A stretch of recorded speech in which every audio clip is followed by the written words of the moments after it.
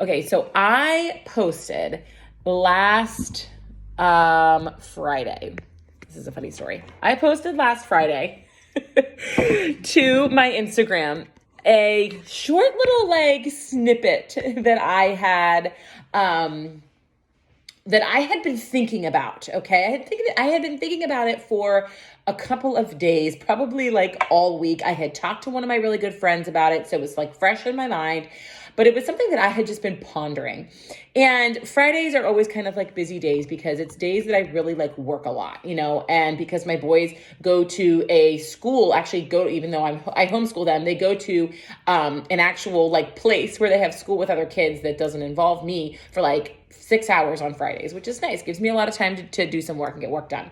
But anyway, the days always run short, and I'm like, ugh, I gotta put a reel up. I gotta do a reel for the day, right? Raise your hand if you are in that camp, where I gotta put my social media content up for the day.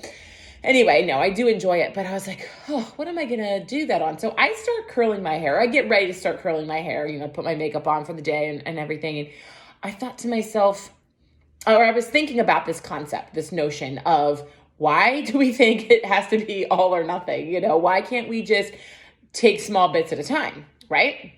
So this is what was on my mind. And as I'm getting ready to curl my hair, I was like, well, why don't I talk about that really quick on a reel? I'm just going to throw that out there. And so as I'm curling my hair, I give just a little 1-minute snippet about that very thing, about not being such an all or nothing person, making small changes at a time. And it's a good time of year to really be thinking about that too, because I know a lot of us are ready to make some changes and, really do some different things here in the new year and just kind of kick off the new year. So anyway, I was like, okay, let's talk about this. So I do this, I make this reel, I put it up. And as of today, Monday, 3 days later, it has over 14,000 views. And you guys, I'm not that popular on Instagram, okay? I only have about 2,000 and so followers. And most reels, a good reel will be 1,000, 2,000 views, okay? This is 14,000. And I was like, what is the deal? What is making this so special? And so anyway, I was like, is it the fact, see, there goes my dog barking, I might have to pause. Is it the fact that I was curling my hair in this video and people like to see a start to finish result of something? Or is it because I was giving really good advice? So anyway, I'm hoping it's more the latter than the former, because that's what I want to talk about today. So now that funny story's out of the way, let's get into what I have to say about this. You would know that I am a very all or nothing type of person. And I don't want to say that that's always a bad thing. I don't want to say don't ever be that way, because it has gotten me certain places in life. It has. It has given me stick-to-itiveness and endurance and different things like that, because I will just kind of put it all out there, right? And I am able to kind of accept the rejection that sort of comes with that sometimes, and so it gives me that sort of benefit, so to speak. So I don't want to say that being an all or nothing type of person is the worst way to be, because it isn't. But it also, I, as that type of person, or you or anyone else as that type of person, also needs to recognize that sometimes we have got to accept small changes. We've got to accept making small changes just as much as when we do feel like it's necessary to be all or nothing. Does that make sense? Because the benefit and the beauty of small changes is that you don't get overwhelmed, number one. So if you're taking notes, number one, it helps with overwhelm. You're just taking small chunks at a time. You're taking small little bites of the great big elephant, right?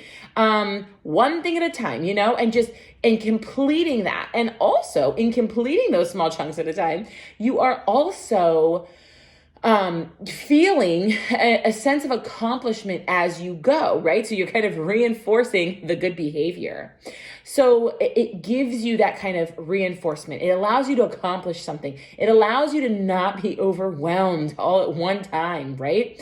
And it also will eventually, get you to your goal. If you are making the right and conscious decisions toward that goal in those small chunks, you're still going to get there. It might take a little longer, right? But it really helps with overwhelm, and it really helps with positive reinforcement as you're going along. You don't okay, so let's give you an example. It's the beginning of the year. I'm no longer eating carbs or sugar, or let's say whatever diet. I'm going to be vegan, or I'm going to take everything out of my diet that isn't good. And then I'm going to stop consuming alcohol. And then I'm going to also go to the gym every single day and be there for an hour and a half. And then I'm also going to make sure I start reading, 10 pages a day of this or that book. And you've got this enormous laundry list on January 1 of everything that you want to do and the changes you want to make that year.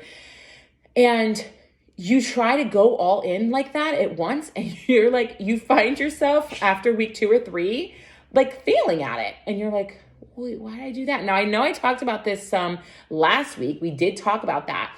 But at the end of the day, it's seriously, it sets you up for failure a lot of times. Now, I want to preface that by saying, and there's such a fine line between everything. Again, it's not an all or nothing thing. Even though I am admittedly an all or nothing person, it's not an all or nothing thing in this concept either. There are times when you do have to go in full force and leave all inhibitions behind. Let's say you have a really serious medical diagnosis that's going to require you to definitely cut X, Y, and Z out of your diet or whatever, right? And you've got to do it, for major reasons, okay? Or even the same pertains to exercise. Or maybe you are in your dissertation of your doctorate, and this semester you have to do this, and this, and this, and have to do it all at once. There are times when you have to go full force, balls to the wall, as they like to call it, and get it done, right?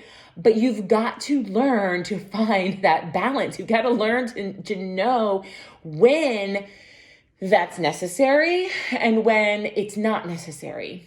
Okay, but your average every year kind of goals that you want to kind of go at the new year with, that usually doesn't require super duper balls to the wall. But now, I will kind of caveat that with, there will be times in some years when maybe you do need to do that, and that is better for you. Are you being lazy with your decisions? Are you making excuses? Are you no, I'm perfectly capable of doing all these things, but you just don't want to admit it? Because that is also true. We really have to examine ourselves when it comes to this stuff. We really have to look deep and decide, okay, am I making excuses and being lazy, and that's why I don't want to make all these changes? Or is it going to cause overwhelm and anxiety and going to cause me to end up failing anyway? And I believe that no matter what type of person you are, whether you're all or nothing or whether you do small chunks, no matter what kind of person you are, I do believe that can change from situation to situation, from person to person, and it's never going to be the same for you or for any individual person. It's going to fluctuate. It's going to change. I know for me, there are things in my life when I do still have to go all in.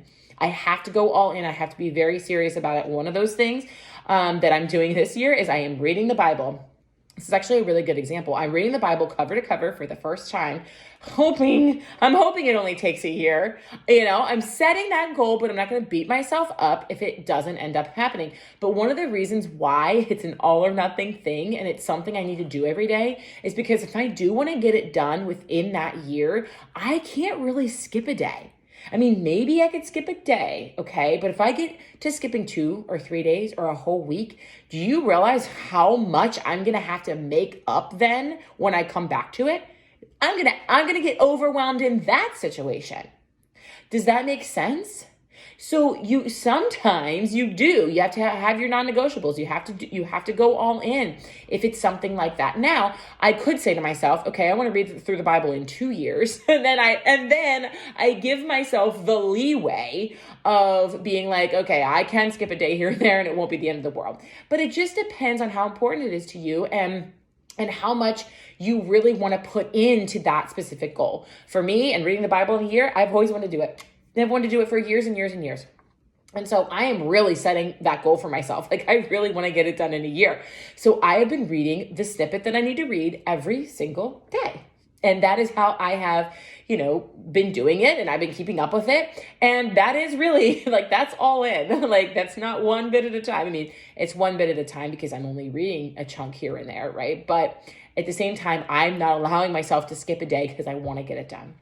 But if it's something like diet, if you're brand new to let's say it's a fasting diet, that's kind of controversial. There's a lot of people that like fasting and a lot of people that don't like fasting. But I'm only going to use that because I actually have had both of those opinions. I have done fasting. I lost a lot of weight. I have stopped fasting. I gained most of it back, but I'm still in the camp of I'm not sure which way and how I feel about it. But I'm going to use that as an example because it's a good example. So let's say you want to try intermittent fasting this year as a dietary change that you want to make in 2023. But the idea of only eating for an 8-hour window every single day, 7 days a week, makes you freak out. You're like, I can't do it. So what's a good way to start that? How about just 1 day a week? Start with 1 day and only eat in an 8-hour window and fast for the other 16. And then do 2 days. And then do 3 days and just keep adding a day. And maybe you don't even add a day every week. Maybe you add a day every 2 weeks or a day every 3 weeks. That's up to you and your goals. Okay. The same can be made true about if you're somebody who has always eaten the standard American diet and, full of fast food and junk and over processed food and seed oils and all kinds of nasty additives and all that stuff. I could do a whole podcast on that because I'm very passionate about that kind of stuff. But, let's say that's you and you're so overwhelmed, you have no idea where to start because there's so much to learn. Well, number one, you want to learn a little bit each day. That's going to be helpful, right? But the other thing that you can do is just cut out going out to eat or cut out fast food. Maybe you still eat some of that junk at home, right? Maybe you're still buying processed boxed meals, but at least you're cutting that one thing out. At least you're cutting out the fast food or the going out to eat, right? So as you can see, there are so many ways to go about this. There's going to be circumstances when you do need to go all in, but most of the time we don't. And we can take these small chunks that help us really get to that end goal in a much more calm and non-anxiety ridden way. Right? Does that make sense? And so I just want to encourage you, lastly, before I go, is about time management. So a really good way to do this, and organizing. A really good way to do this with organizing is to follow along in my Go month because it's one thing at a time. So I didn't come out here in January and say, okay, it's January 1st or January 2nd. We are going to clean your entire house today. Every single thing is going to get cleaned out in every room. Nope. We are taking one area at a time for the entire month, 5 days a week, and you're doing one area at a time. And you're biting off those small chunks. You see how that works? The same goes with using a planner or understanding time management. Go about it one chunk at a time. Try just scheduling something that you already have to do, but write that in your planner, right? It's a small little piece that you can try just to see how it goes, right? Or start writing your 5 essential tasks in your planner. Try and do that once a week and then maybe twice a week. Just a reminder, 5 essential tasks are your 5 non-negotiables that you are trying to turn into habits. I've done more than one episode on that, so go back and listen if you need a little more of a refresher. But maybe 5 essential tasks, writing them down every day makes you so that's okay. Just do it once a week or twice a week and then just keep adding on. There's ways to do this in every single situation. And I know that it is most helpful when the idea is overwhelming.